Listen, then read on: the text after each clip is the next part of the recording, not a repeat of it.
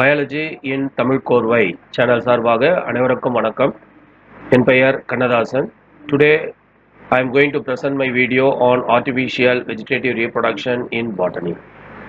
This video will be useful for the NEET aspirants, higher secondary and high school students, both CBSE and state board category. According to the level of the syllabus in your textbook, you can make utilize of this video. Before we enter into this video, if you like this video, press the like button, share this video to your friends, comment on it, subscribe our channel and press the bell icon to receive more such videos in future.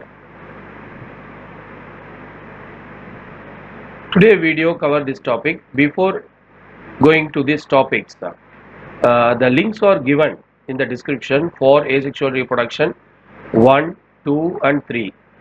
I published 3 videos on asexual reproduction. Please go through it and then you come to this so that you are able to establish the proper connection with these topics like artificial methods of vegetative reproduction. Natural methods already covered in the previous video.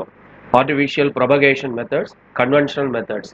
Under conventional methods we are going to cover cutting and grafting. Layering will be covered in the next video. And usually I suggest the student to work with the subject. When you learn, you can draw tabular column, you can draw flow chart, you can draw diagram and label the parts. Likewise, you can do lot of paper pencil work along with your learning. So in the same way, I request the students to take the pen and paper and work with the subject while you play this video, so that you are able to put this content in the long-term memory. Please draw the flow chart for the artificial methods of vegetative reproduction. Artificial methods of vegetative reproduction. Vegetative reproduction, you know very well, it is the reproduction by the plant with the help of their vegetative parts like root, stem and leaf. Naturally, it is taking place in some of the plants which we have already covered in the previous video. In this video, artificial methods means the man is performing this vegetative reproduction for his own benefit through agriculture, horticulture. So it has become one of the commercialization process in order to get more benefit from the plants. Such methods are said to be artificial propagation. Artificial propagation method, there are two methods, conventional methods and modern methods.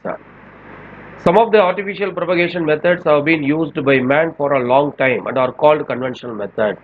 For a very long time it has been in use. That is called as conventional methods. But today we are using the technology in order to produce large number of plants in a short period of time. So that is our aim because of the increase of population. So these methods are called as modern methods. Conventional methods. There are 3 types of conventional methods: cutting, grafting and layering. I already told you these 2 topics are going to be covered. First one is cutting.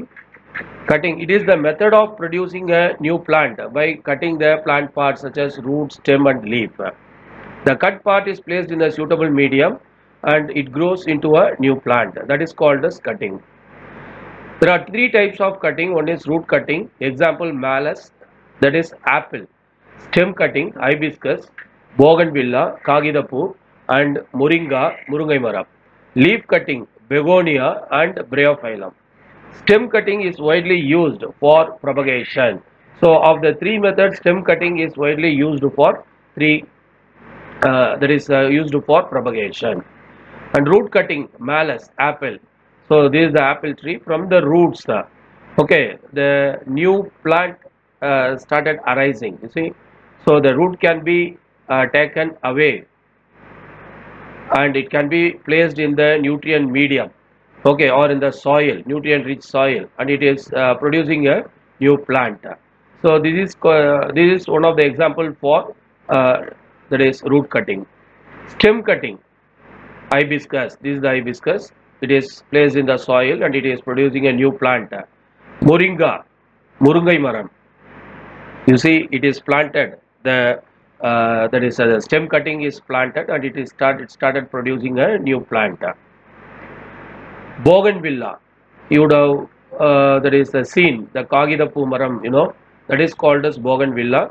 You see the day 1 to day 20 picture is given. You see 120 days it started flowering with the help of stem cutting. And this is the leaf cutting in begonia.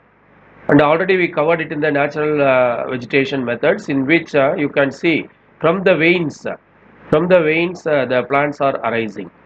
Just to keep the leaf on the soil, it started producing a new plant.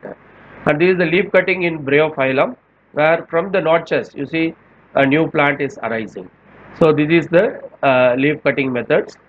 Now we are going to the grafting. Here the two different plants are used. Two different plants having two different desirable characters are brought to the grafting. Here the one plant is called as stalk. The plant which is in contact with the soil is called as stalk. Another one is scion. The plant used for grafting, present on the stalk plant. It is present over the stalk plant, and it is absorbing the soil, that is water and minerals from the soil through the stalk. Example: citrus, mango and apple. There are 5 types of grafting. First one is bud grafting, approach grafting, tongue grafting, crown grafting and wedge grafting. So these are the 5 types of grafting that we are going to learn.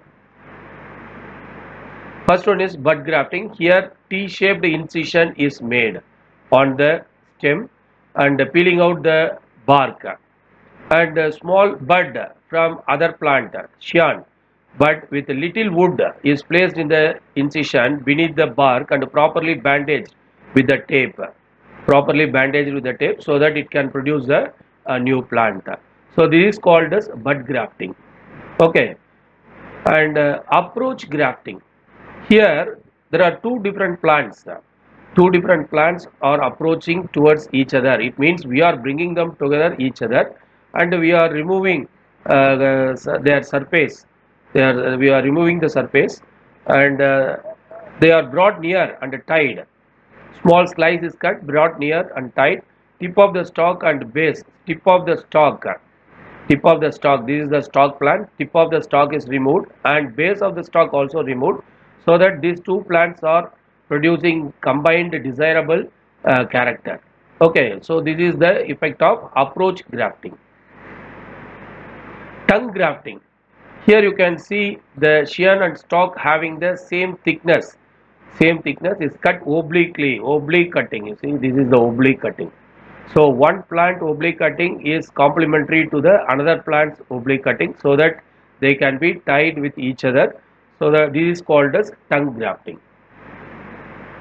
Crown grafting. Suppose the stalk plant is having a larger diameter than the scions. So scions are cut into wedge shape and are inserted on the slits or clefts of the stalk and fixed in position using the graft wax. Graft wax is a specialized wax used for such type of fixing the plant. Okay, you see from this one plant how many scions are placed and they are growing.